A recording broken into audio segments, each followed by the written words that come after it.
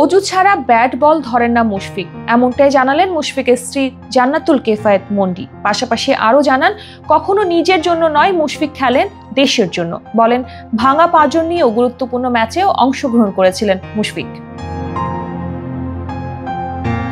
সম্প্রতি আন্তর্জাতিক one day cricket থেকে অবসরের ঘোষণা দিয়েছেন বাংলাদেশের কিংবদন্তি এই ক্রিকেটার। তার এই সিদ্ধান্ত দেশের ক্রিকেট প্রেমীদের জন্য একটি বড় ধরনের ধাক্কা।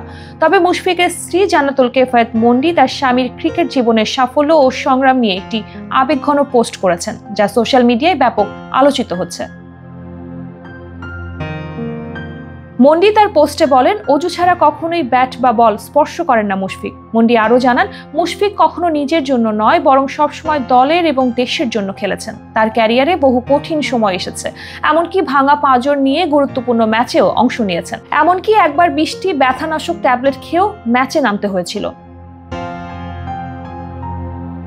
যত কঠিনই হোক, মুশফিক কখনো তার পরিবারের প্রতি কোনো বিরক্তি প্রকাশ করেননি। তিনি বলেন, মুশফিক একজন অসাধারণ ফ্যামিলি ম্যান। তাদের সন্তান শাহরোজ তার পিতার আদর্শ অনুসরণ করবে, এই আশাবাদ ব্যক্ত করেছেন মন্ডি।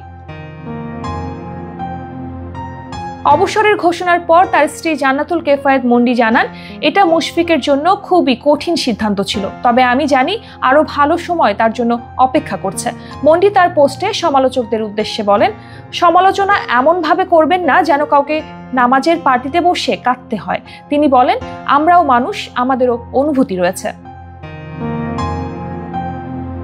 মুশফিক 2006 সালে ওয়ানডে ক্রিকেটে অভিষেক করেন এবং তারপর থেকেই তিনি ছিলেন বাংলাদেশের ক্রিকেটের অন্যতম স্তম্ভ। 2015 সালের বিশ্বকাপে দুর্দান্ত ব্যাটিং, 2019-এর বিশ্বকাপে ওয়ানডে ক্রিকেটে বাংলাদেশের প্রতিনিধিত্ব ইত্যাদি নানান অবদান তাকে ক্রিকেটের কিংবদন্তি মর্যাদায় নিয়ে গেছে।